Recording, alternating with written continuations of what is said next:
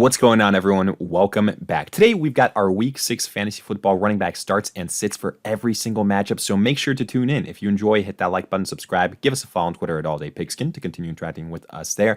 Let us hear in the comment section, do you agree, disagree, along with any other questions you guys might have. We'll do our best to answer them all, but with that being said, let's get right into it. Before getting into our breakdown, I want to highlight the sponsor of today's video, OddsJam. OddsJam continues to be the place that I use for all of my sports betting research, from the NFL, NBA, MLB, to daily fantasy and everything in between. But don't just take my word for it. Let me show you firsthand all the amazing tools OddsJam has to offer. Starting with their positive EV tool, which identifies situations where a single sportsbook has mispriced their line compared to the rest of the market. They're basically willing to pay a lot more so that you bet with them compared to the other sportsbook. At the end of the day, you're getting the best odds, essentially a mathematical edge and guaranteed money in the long run. But also available is OddsJam's arbitrage tool, which shows situations where the market is so mispriced that you can bet on both sides and guarantee a risk-free return. OddsJam's calculators show you exactly how much you have to bet on the over and under and what the respective guaranteed risk-free return would be.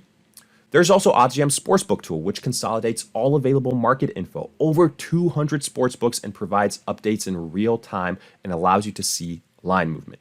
But my personal favorite is their Fantasy Optimizer tool, which is great for those using PrizePicks, Underdogs, or other daily fantasy sites, as you get to see discrepancies between all of these sportsbooks. Imagine, PrizePicks has a Patrick Mahomes line at 200.5 passing yards, and all other books like FanDuel and Underdog have this line at 230 passing yards. Well, getting the over 200.5 on PrizePicks would be an absolute steal. Guess what? OddsJam does that for you.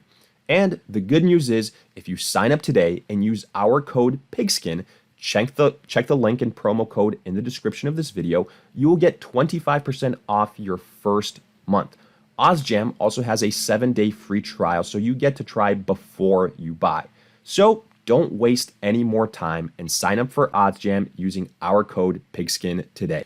We kick off Week 6 on Thursday with the Broncos at the Chiefs. And here, let's really start with the only viable start, that is Isaiah Pacheco of the Kansas City Chiefs. I think he's got a very, very favorable matchup. He's been getting a lot of usage as of late, especially versus lower echelon teams, which the Broncos are. And I suspect if the Kansas City Chiefs pull away, they're going to rely on the rushing attack. Patrick Mahomes doesn't have to do it all with his arm in this game. And I believe Pacheco will be a top, end RB2 high-end guy in that category. Potentially, if you have some touchdown success, more than expected, then he can sneak into a low-end running back one situation. I really like the upside for him here. Then for the Broncos side of things, so we've got two names to monitor, assuming Javonte Williams doesn't play, which I assume would be the case. Short turnaround, didn't play last week. Jaleel McLaughlin and Samaje Perine. So a lot of people picked up McLaughlin last week, and for a 1 week plug and play to see how it would work. He ends up getting a touchdown, so to some degree it pays off. But I really think that Perine was the main guy here. In terms of splits with rushing attempts, they were almost neck and neck. And I think it'll be a similar situation this week. We're not going to see too many rushing attempts. It's going to be who can differentiate themselves as a pass catcher. And Perine looked much better in that category. Now, yes, I have both of them listed as sits.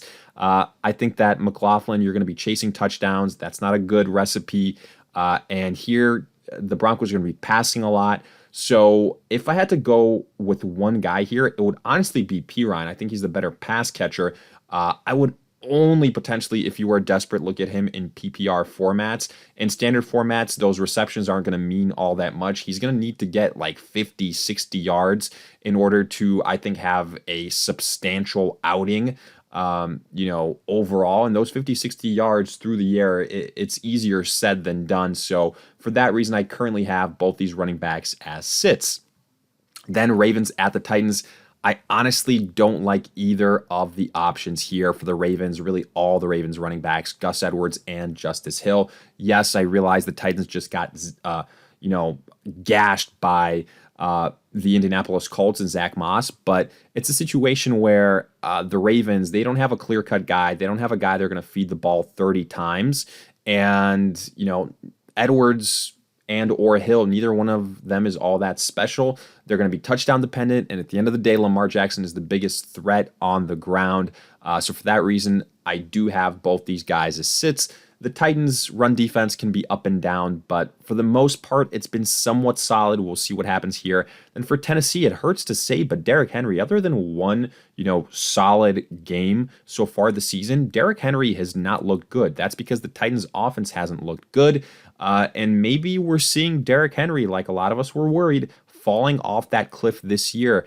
And I'm a little bit skeptical of this matchup versus this stingy Ravens defense, that it's going to be a game where Derrick Henry could be neutralized again. And, I think that we are in a scenario where we might have to be playing Derrick Henry in favorable matchups more so. Maybe too early to call him a bust, but definitely somebody that is going to be regressing compared to last year. Then Panthers at the Dolphins. Only start the Dolphins guys here. Raheem Mostert.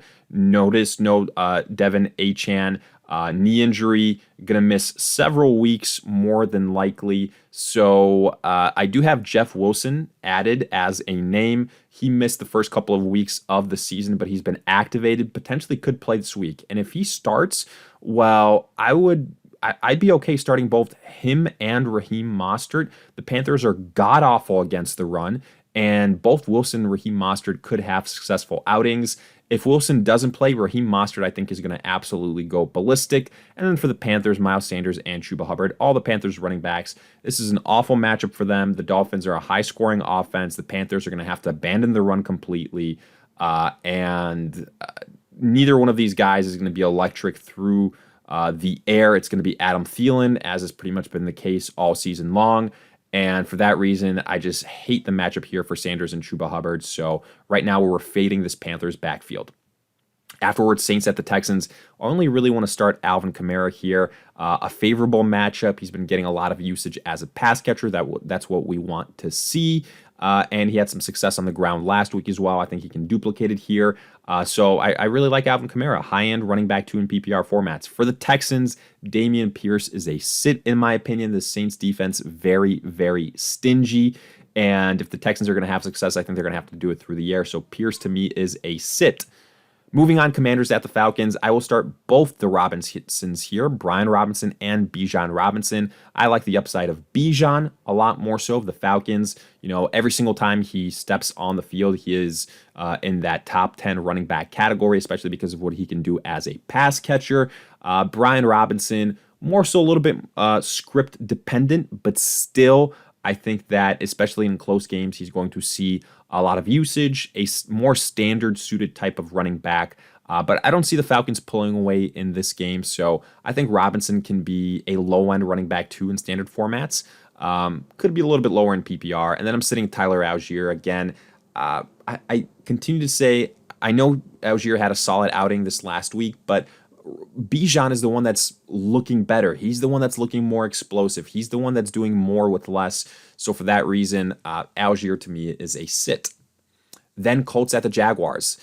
Jonathan Taylor, Travis Etienne are the starts. Now, yes, Zach Moss went absolutely ballistic this last week, but notice the Colts did say that they were going to have Jonathan Taylor on a snap count. His first game post his return from IR. I anticipate, unless they say the same thing here versus the Jaguars, that he is going to be back hopefully to his normal typical role here. And if that's the case, you start him back in the top 10 running back conversation. And then Travis Etienne, I would also start. I really like the upside for both of these guys, but Zach Moss has proven to be a very, very capable handcuff. So, if Jonathan Taylor is limited or anything like that, then Zach Moss would have appeal. But if Taylor is 100%, Zach Moss will be a sit. Then Seahawks at the Bengals. I like both these guys, Kenneth Walker and Joe Mixon. I think both have the upside. Both can be top 20 running backs on the week. It's just going to really depend on the type of game that we have here, the game script itself. And, if it's a blowout, then, it could potentially hurt them. But I think both can get between 15 and 20 carries a game. Both have touchdown upside, especially in the red zone. So I like the upside for both of these guys here. Afterwards, Vikings at the Bears. I'll start Alexander Madison tentatively, just because the Bears defense is god awful. And I still think Madison's the better running back compared to Cam Akers, especially, in terms of opportunities. Now, yes, the Vikings will be without Justin Jefferson for several weeks. We'll see how that changes that offense. But I think Madison, at least also in the pass catching department, a little bit more viable. So I have him as a low end running back too, a little bit higher upside considering the matchup. Then for the Bears, if he's available, Roschon Johnson I have as a start. He's dealing with a concussion, so I wouldn't be shocked if he doesn't play. If he doesn't, Deonta Foreman, I would fire him up. I think he's going to see a ton of opportunities, and I think that he could be the best running back in this matchup. And then the same holds for Roschon Johnson. If Johnson plays, then Foreman is a sit. And I actually like Roschon Johnson more than Alexander Madison. And then Cam Akers is a sit. Again, I think he's more so just in that backup category for the Vikings right now. Then 49ers at the Browns, only one name here, that is Christian McCaffrey. He continues to kill it week after week after week. If you pick Christian McCaffrey first overall, like we told you throughout the fantasy football season, then you are raking in the benefits right now. So kudos to you. Continue to start him. He is a bust-proof guy. However, on the other side, Jerome Ford I have as a sit. You might be surprised. The primary guy after Nick Chubb goes down, but let's not forget Kareem Hunt is also there. And I think the biggest thing here is that Deshaun Watson might yet again not play. If that is the case, that is an awful situation for the Browns and that offense versus the 49ers of all teams. And, whether you want to add Kareem Hunt to this category, whoever else, Jerome Ford and basically the entire Browns backfield to me would be a sit in that scenario. If Deshaun Watson plays, then I feel a little bit more comfortable with Jerome Ford. But I think it's trending right now towards Watson not playing. Then Patriots at the Raiders. I will start Ramondre Stevenson. Yes, he's had a couple of very, very bad outings in a row. Ezekiel Elliott has been eating into his usage, but you know what typically helps? Playing a very bad team. The Raiders fall in that category. I think Ramondre Stevenson is going to see higher usage compared to the last couple of weeks, and I think that he could also see some more success as a pass catcher. I actually have him as a mid-level running back 2 on the week. Ezekiel Elliott I have as a sit. He's going to be touchdown dependent, as is going to be the case for him all year long, in my opinion. Then for the Raiders, the Patriots don't scare me all that much. Josh Jacobs, I think, can put together a couple good games here in a row. I don't think he's going to go ballistic or anything like that. But to me, high-end running back 2 is definitely possible. Then Lions at the Buccaneers. I'll start David Montgomery, assuming Jahmyr Gibbs is limited, or even if he does play, I would still have him as a sit. Montgomery has been killing it. Gibbs just not getting enough usage in terms of rushing attempts, and I don't think the passing work that he's getting is alone enough to warrant a start. Then I would start Rachaad White. I think he's going to get enough usage. He's the primary guy as a pass catcher and as a rusher. Lions defense doesn't scare me too much. Buccaneers have been all right, offensively better than expected, but definitely Montgomery is the best option in this matchup, in my opinion. Now, he's not going to duplicate the numbers that he had last week versus the Panthers. The Buccaneers are a stingier defense, so temper expectations. I think he's in the high-end running back 2 kind of category. Then Cardinals at the Rams. I'm really only interested in Kyren Williams here. I think he's going to have a very good outing versus the Cardinals. That defense doesn't scare me all too much, so I think Williams could be a low-end running back 1. Then for the Cardinals, James Conner going on IR, so going to miss at least 4 weeks. A lot of people are going to be looking to add Amari DeMercado or Keontae Ingram. I think DeMercado is going to be the main guy here, at least until Ingram is fully healthy. But I don't love the matchup here. That's what scares me. If it was a better matchup, then sure, you can start Amari. I know some people will. I think it's going to be a very similar situation to McLaughlin and the Denver Broncos last week. You're going to need Amari to score a touchdown. Otherwise, might not be pretty. So to me, he's going to be a boom or bust low-end running back 2. You're just going to have to kind of decide on what you need here. Then Eagles at the Jets. I'm only confident in DeAndre Swift. I don't mind the matchup. He's the primary guy for the Eagles. Kenneth Gainwell, more so a handcuff. Swift, high-end running back 2 for the Jets. We told you to start Breece Hall last week. It paid off. Guess what? Now he's back to a sit. With the Jets, it's simple. You play the matchups. Last week, it was a favorable matchup. This week versus the Eagles, it is a far cry from that. And I think it's going to be an ugly game for the Jets offensively, including for Breece Hall. He is a sit for us. Then Giants at the Bills. If he finally returns, Saquon Barkley is a start. Yes, I realize this Giants offense does not look good, but I think combined with pass catching work and rushing work, Barkley will be able to put together at least a low-end running back 2 performance at worst. And James Cook, I think, will bounce back here versus the Giants. They are just a very bad team right now, and I think the Bills can potentially pull away. James Cook is going to see more opportunities. I think he bounces back. Again, worst case low-end running back 2 performance. Then Cowboys at the Chargers. This is the simplest one out of them all. Tony Pollard and Austin Eckler, both no-brainer starts. Eckler is expected to return from his injury that kept him out after week 1 up until now. Eckler, I think, immediately returns as a top 3 running back. I love him.